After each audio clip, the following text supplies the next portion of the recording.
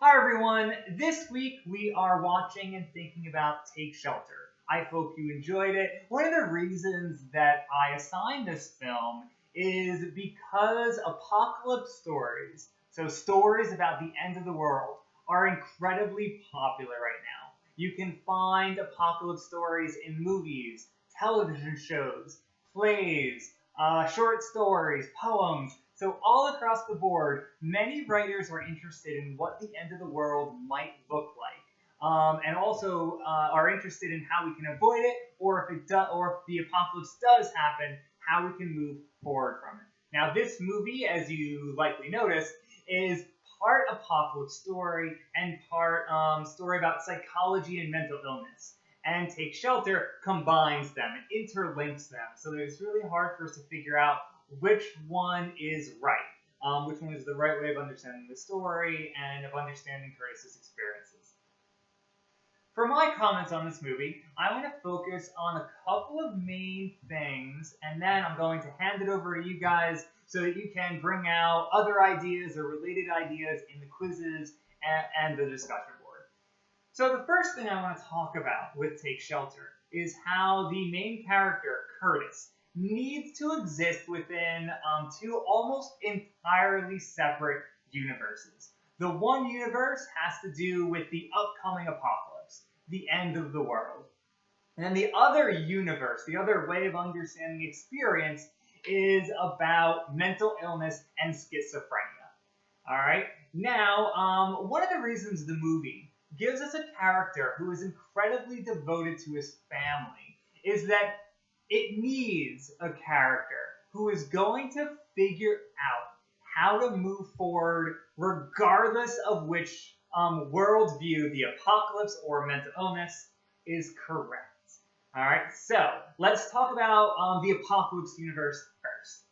Now, if the apocalypse is truly coming, Curtis, as someone who's really invested in his family's safety, then Curtis needs to figure out how to move forward. This is why he creates a shelter. This is why he makes decisions that are not financially responsible. He takes out a second loan on his house in order to finance the making of a shelter. If he is wrong, this decision could ruin them financially. All right, now, the second universe. So the second universe, the second world, is about Curtis's schizophrenic break. There's a whole narrative in the movie about Curtis's mother's schizophrenia. He goes and he visits her, he asks her questions about it. So it is absolutely possible that Curtis in this movie is having a psychotic break and cannot actually rely on his own mind and his own memories in order to understand the world around him. Now, if Curtis is having a psychotic and a schizophrenic break, he needs to figure out how to move forward and still provide for his family. So both universes, the one side, the apocalypse universe, and the other side, the mental health and schizophrenic universe, for both of them, Curtis needs to provide for someone else. This is why the story needs him to be someone invested in the family, because either way, regardless of which one is right, Curtis needs to have a contingency plan. So what he should do, what his family should do, if a certain way of understanding the world is right. Now, I will give you one example, and this is just one among many, of a moment when the film forces us to think about both of these two universes side by side. Now, the example I'm going to throw out to you happens about 29 minutes into the film. At this moment, Curtis goes to the library with Hannah, his daughter, and he takes out a stack of books. Now, in that stack of books, we have a combination of books that are about mental illness and books that are about preparing for the end of the world. They're in the very same stack of books. Now, that captures how the movie takes these two things, right? So mental illness and the end of the world, puts them in the same stack, in the same way of understanding the exact same events and the exact same experiences. Alright, so the second thing I want to talk about, and this one will be much quicker, is how the movie thinks about how we anchor, how we ground our own experience in others.